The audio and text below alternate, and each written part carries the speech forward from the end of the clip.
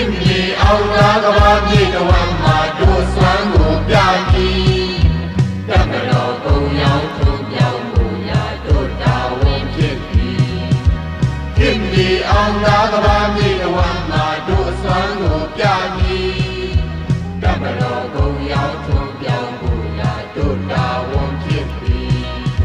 မမျိုးလုံးအတွက်စီယုံကြပြီးအာဇာနည်ပြည်ပြီးအရေးရှိတဲ့ရှိကရက်ခါမမင်္ဂဝယ်မီငါတို့တမတော်မှဖြစ်ပြီးနိုင်ငံတမတော်မှဖြစ်ပြီးအင်အားကိုကြီးမားအောင်ကူညီတမတော်ကြီးကို